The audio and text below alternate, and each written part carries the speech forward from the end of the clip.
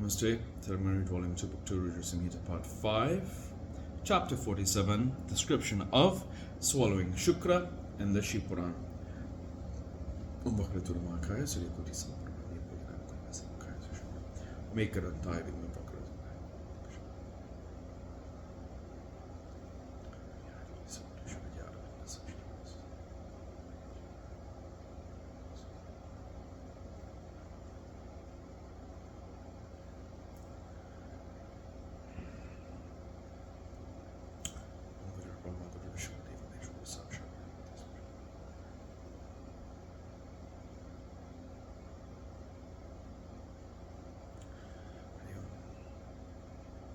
That's it.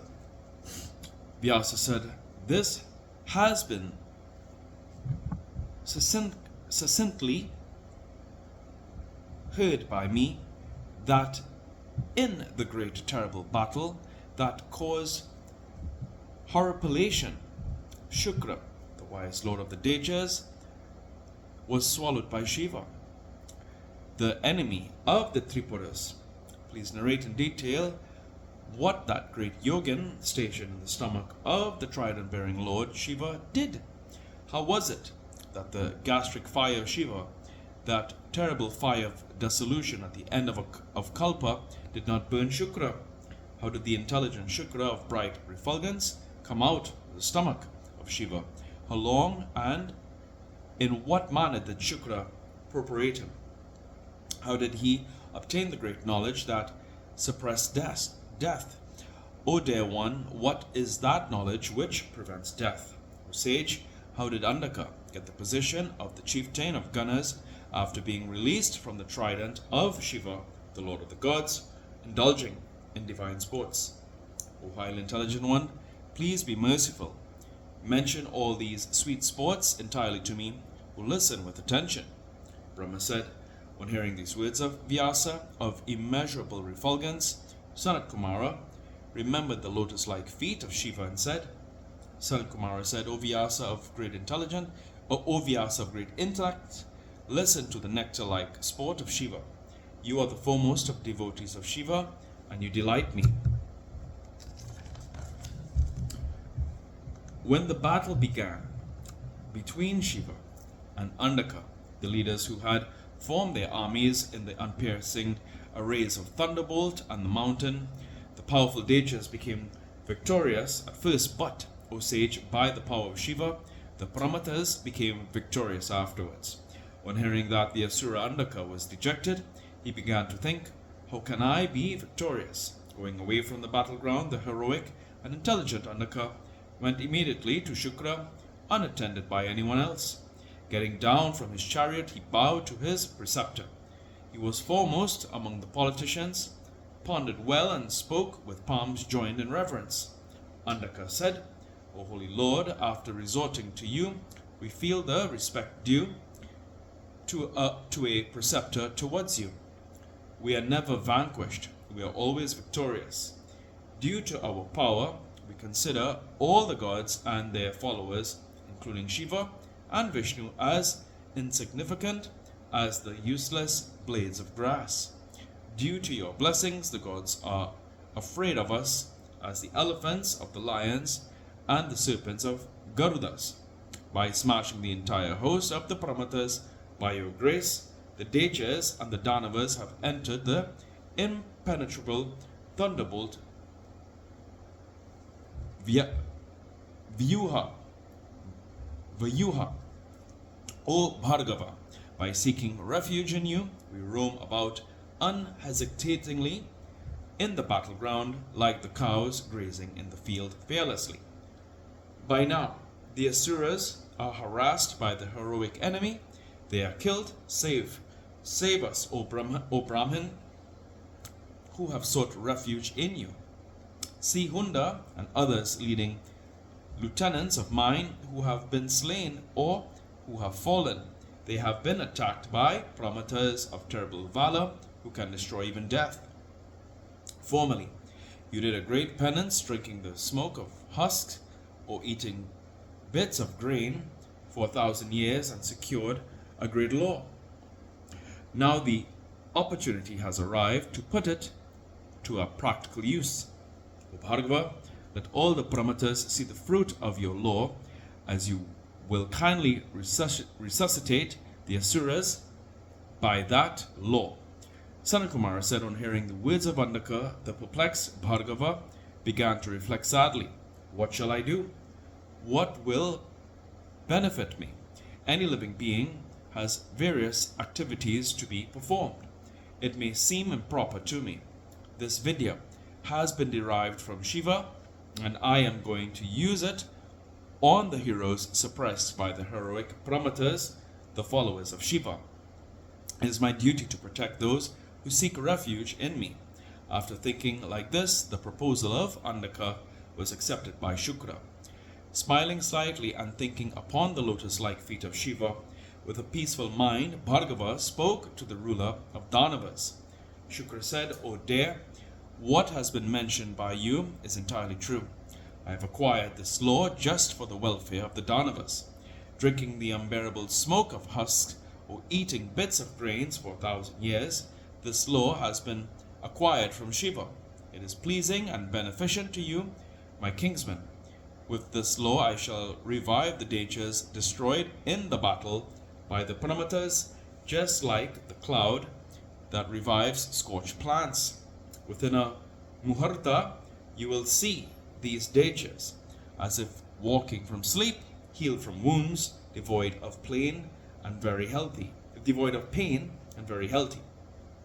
Sanat Kumara said after saying this to Andaka, Shukra repeated the mantra once for each of the dechas after thinking upon Lord Shiva.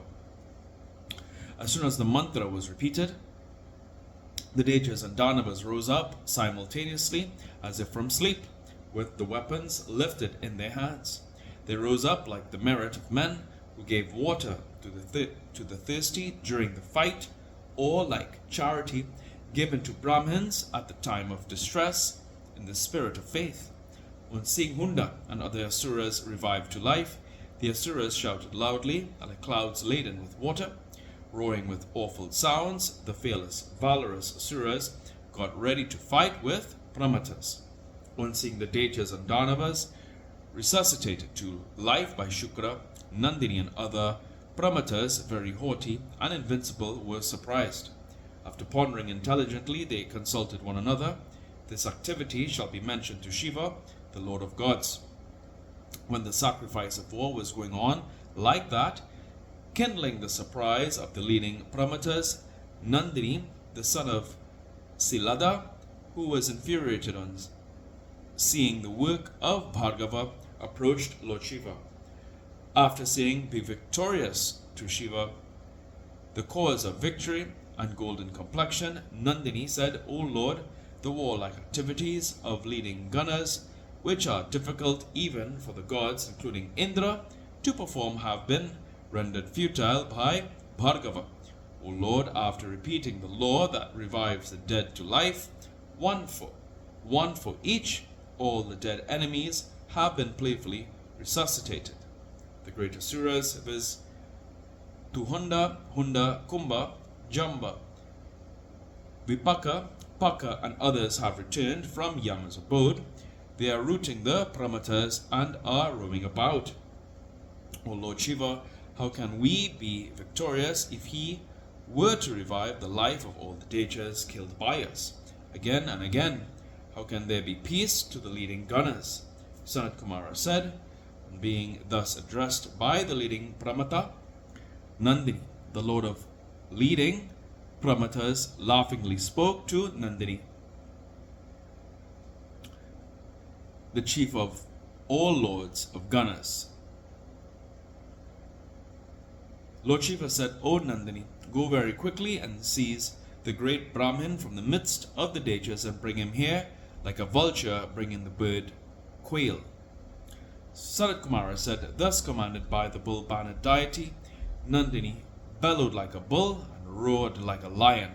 Moving fast through the army, he reached the place where the bright scion of the family of Bhargavas was sitting. Harassing and exciting the Dechas, Nandini snatched off Shukra, well guarded by all the Dechas who had in their hands nooses, swords, trees, boulders, and mountains, like the mythological animal Sadaba snatching off an elephant. The demons followed him, roaring like lions, to get him released, even as his cloth became loose. His ornaments fell off, and his tuft of hair got untied, as he was caught tightly by the strong Nandini. The leading Danavas showered on Nandishvara thunderbolts, spears, swords, axes, staffs, discus, and other missiles like clouds, making a fierce downpour. The combat between the Asuras and gods deepened. The chief of gunners burnt hundreds of the weapons of the enemy by the fire originating from his mouth, and reached Shiva, taking Bhargava with him. O Lord, here's Bhargava. Saying this, he handed him over to Shiva immediately.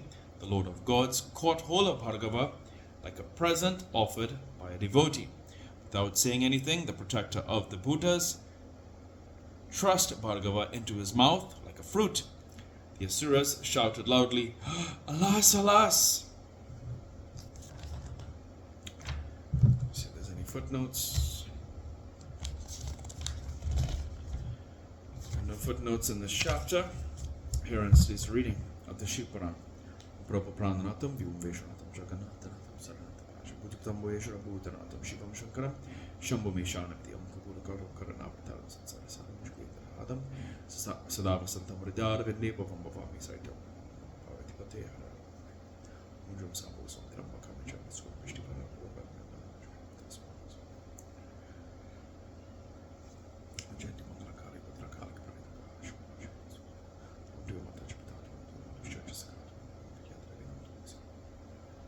Hariom Tat Sat.